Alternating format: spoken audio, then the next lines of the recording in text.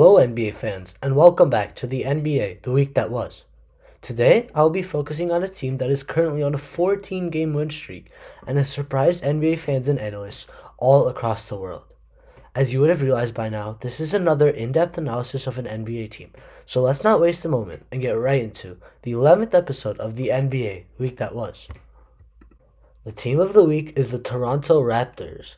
The champions of last year, the Raptors, despite the loss of superstar Kawhi Leonard, sit at second place in the Eastern Conference with a record of 39-14 and hold a 14-game winning streak, which includes wins against playoff teams like the Pacers and the 76ers.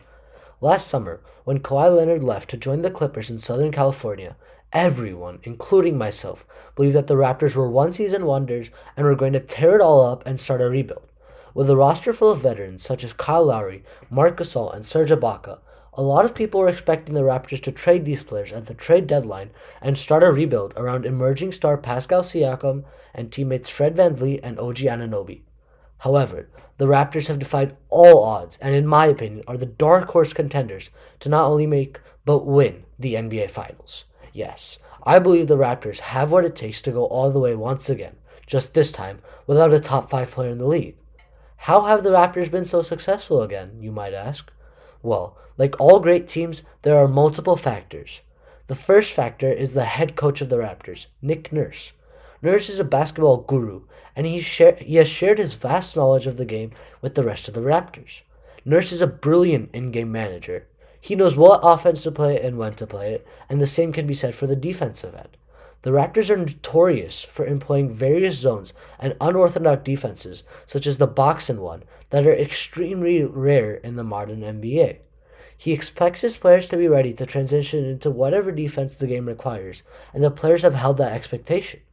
Nurse has risen in the coaching ranks, from coaching in international leagues to the G League to an assistant coaching spot for the Raptors, and finally the head coach of an NBA team, and currently he's one of the best at his job.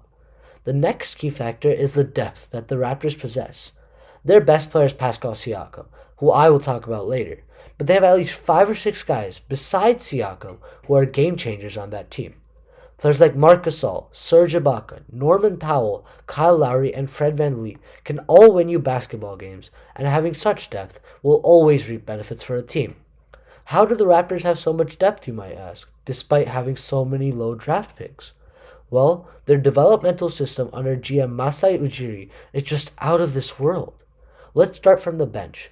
Terrence Davis and Chris Boucher are both guys who have been key bench players that every team needs. Davis is an undrafted rookie this year, yet he's putting up 9 points a game off the bench while shooting 43% from 3 this year. Boucher is another undrafted player who bounced around multiple G League teams before ending up with the Raptors, and is now their key big man off the bench along with Serge Ibaka. Norman Powell, the scoring threat of the Raptors, was a late second-round pick. Fred VanVleet was an undrafted rookie and is now averaging 18 points and 7 assists a game as a starter for the Raptors. However, the gem of the Raptors' developmental process is Pascal Siakam. Siakam was drafted as a raw prospect from Africa, with the 27th pick in the draft. He has risen from bench player to starter to most improved player, and now is an all-star starter who is the best player on a top 5 team in the league. Siakam's game has grown so much, it's just outrageous. Currently, he averages 24 points, 7 rebounds, and 4 assists a game, and he doesn't look like he's going to slow down anytime soon.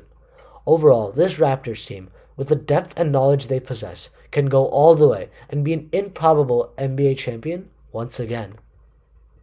And with that, we wrap up the 11th episode of the NBA, the week that was. If you enjoyed this video, please like and comment down below, and if this is your first time tuning into the series, please subscribe down below as well. I'll catch you guys next week on the NBA, the week that was. See ya!